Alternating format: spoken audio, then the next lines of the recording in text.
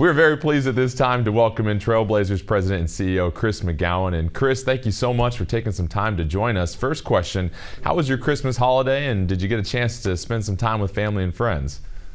Oh yeah, it was great. Thanks for having me, and happy holidays to you guys as well. But yeah, it was good. We had a lot of games around the holidays, so I stayed in Portland, and my wife's family came in, and my family are here as well. So yeah, just spent a lot of time with family and enjoyed ourselves, and it was nice to be around Portland. Hey, Chris, being around family on Christmas Day is a wonderful thing. There were 5 NBA games. Did you peek at any of them? Did you get a chance to watch a little bit? Just curious, on a day off. Yeah, they were on the whole day. So my youngest son loves watching basketball, so we watched portions of every one of them. So yeah, they were on all day. Yeah, I watched and napped and ate and watched and ate and napped, but there were some good games. You know, Chris, looking at the early season, we're pre-All-Star break, 49 games left to play. Blazers at 13-20. What's your feelings about the season so far?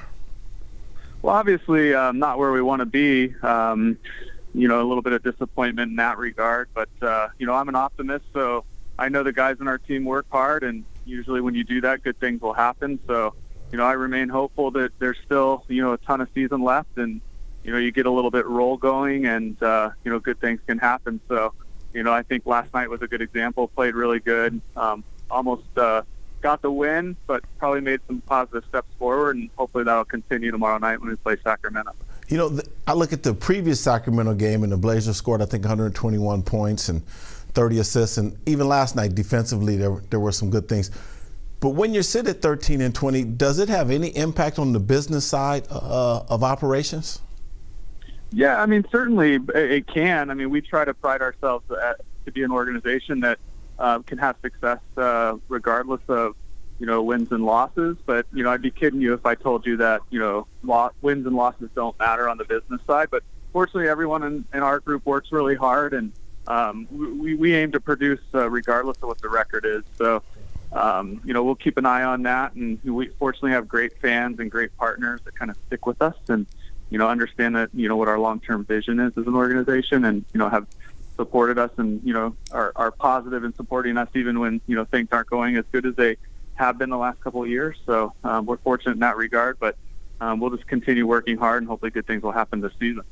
And Chris, with the Christmas holiday wrapping up, New Year's around the corner, it's that time of year where everybody reflects on 2016. And as you look back at the previous year for both the Blazers and everything that you're involved with the Rose Quarter, what stands out in your mind? Well, obviously we had a great year on the court last year. I mean, it's always fun advancing in the playoffs, but obviously we're in this to win championships. So, you know, you want to continue going and advancing in the playoffs, but obviously last year was a lot of fun, and, you know, the team, you know, no one thought we were going to be any good, and we kind of, you know, put the doubters to rest a little bit, and it's always fun to be a part of that. But we also had a fantastic year on the arena side of things, lots of great concerts, one of our busiest years, you know, on record, and so we pride ourselves in that too, and, you know, bringing as much entertainment to Portland as possible, and we had a lot of great concerts and family shows at Moda Center, so hopefully that will continue in 2017. You know, Chris, just out of curiosity, the Moda Center is obviously a beautiful venue, and you just mentioned a lot of the events that were there in 2016. I'm just curious on the scheduling side, how complicated, or it might even be really simple, when you're scheduling an NBA season and those 41 days plus exhibition, and you're scheduling other and attracting other events. How do you prioritize? How does that process work? Well, you know, the Blazers get top priority, so we make sure every year we do everything we can to make sure the Blazers schedule's perfect, and then we fill in dates around it. And all the people that, you know, work on concerts and routing tours understand that, you know, buildings are very busy, and, you know, some buildings have basketball teams and NHL teams, and, you know, dates can be really hard to come by. So fortunately, we do have a fair amount of available dates, and when tours are routing through the Pacific Northwest, being that we have the nicest arena in this region, we usually do pretty well in terms of getting the big concerts that come and tour the United States. But everything kind of falls in after we get the Blazers schedule. And, you know, you have to hold playoff dates, and you have to hold a lot of dates. So we try to get the Blazers schedule squared away, and then we fill in around it. And Chris, I'm curious, when it comes to scheduling non-basketball events here at the Moda Center and around the Rose Quarter, Are you guys actively reaching out to people? Do people reach out to you? How does that relationship work, or is it a combination of the two? It's a combination of the two, but we have someone that handles booking that works for our organization, that works with all the promoters that are representing the artists that are touring in North America, and it's a relationship game.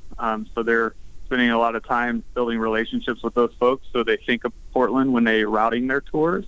I mean, we're competing against Seattle, we're competing against Tacoma, we're competing against Vancouver, so we just try to be very customer service oriented and make sure the people that are dealing with, all the people that are routing concerts have great relationships. Unfortunately, they do.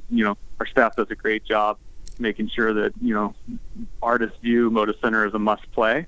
And fortunately, we get a lot of great concerts coming through this area. And, a lot of artists love Portland too. So it's got a great reputation. People want to come here. It's got great food, great culture. So it's a pretty easy job, but you definitely have to be aggressive and have great relationships. And you mentioned all the accomplishments that were made in 2016, both with the basketball team and the events going on here. But with so much potential for everything that's going on, is there anything that sometimes just doesn't get done due to scheduling, or anything that you guys wish you could have gotten done in 2016 that you might be able to do at a later date? Well, it's always painful seeing good concerts that we don't get. And we don't, it doesn't happen often, but sometimes we don't get some of the bigger shows, like Adele didn't come through Portland. That would have been a great one to have here. So it always bums me out when that type of stuff happens. But fortunately, it doesn't happen that much. And, just kind of keep looking forward and, trying to get the next one.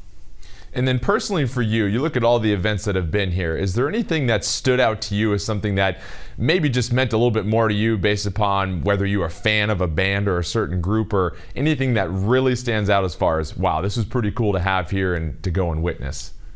Well, everyone who knows me knows I'm a huge Pearl Jam fan. So I think it was 2 years ago Pearl Jam played at Moda Center. It was maybe a year after I'd moved here. And, I've seen them play live probably 25 times in my life. So when they came to the arena that I run, that was pretty cool. And I was definitely there as a fan that night for sure. Chris, as I drive around town, I see construction everywhere, and I see a lot of hotels going up. Does that impact the Moda Center's ability to attract different types of events? Yeah, I mean, I think, Portland's got a great reputation as a growing city. I think there's only a couple cities in the country that have more cranes actually in the air than Portland. The development that's going on is significant. So, the more hotels, that helps our business. And you can see things like PK80 happening next year. I mean, that's going to be a massive event. Every major college coming in to play in that tournament to celebrate Phil Knight's 80th birthday. You can't do that unless your city has a great reputation and, great hospitality for all the people that are going to be coming in for that event. It's going to be phenomenal. If you're thinking about next year, it's probably the event that has me most excited. I can't wait for Portland to actually see an event of that nature playing at Moda Center and the Veterans Memorial Coliseum. And Chris, naturally, when we hear more hotel space in Portland, and you combine that with the fans' passion for the NBA and the historic history behind this franchise, it leads to the question of an all-star game, and just your thoughts on Portland's capabilities and just trying to get an all-star game here someday. Yeah, man, I feel like a broken record saying that we want to get one, and we're trying to do everything we can to get one. I'm going to New Orleans next month to go to the All-Star game, and definitely we'll be talking to all the people at the NBA about our potential. And, they haven't put, out years up for bid, but when they do, we're going to be there trying to get one. And do I think Portland can host an All-Star game? Absolutely. I mean, you're starting to see bigger events come to the city. And, I think this would be a great place for an All-Star game. A lot of people talk about the weather. Oh, they don't want to come here because it may rain. But I got to tell you, I went to the last two All-Star games, and it was like -20 at both of them. You couldn't even go outside in New York or in Toronto. And guess what? I mean, it was cold, and it was a little bit of an inconvenience, but people still had a great time at the event. And, if we had an event here and it rained a lot, I think people would still have a great time here because we put on a heck of a show for everyone that came to Portland. And as you talked about some of the other big events that have came to Portland, is there anything that comes to mind as far as things that you saw this city take on that gave you that extra vote, I guess, of confidence of the city's capabilities of handling something like the All-Star game? Well, I mean, I think it's a bit smaller of a scale, but it's still a big event in the MLS. But the Timbers and MLS did a really good job a couple of years ago hosting the MLS All-Star Game. The NBA All-Star Game is significantly bigger, but the city really revolved around it and made it feel like a big deal. And, I know the folks that work over the Timbers had a great time running that event. And I think the city really appreciated the hard work that they put into hosting an All-Star Game. And I think what it showed everyone that came into town is that Portland can do those types of events. And as you look forward to 2017, what's something that we can really be excited about what we might see here at the Moda Center? Any particular act or any big goal that you guys have for the coming year? Well, I think the thing that we're working a ton on, I already mentioned, is PK80. That's going to be our signature non-Blazers event next season, next year, so to speak. And, we've already started working on it. I've been working on it really for a couple of years. It's going to be a massive event. All eyes are going to be on Portland, the best university out there coming here to play in a tournament. Celebrating Phil Knight, I think, is probably going to be the biggest one and one we're really excited about. All right, well, Chris, thank you so much again for taking time out of your busy schedule to join us. Hope you get to enjoy some more time with your friends and family as the year wraps up. Same to you guys. We'll see you tomorrow night.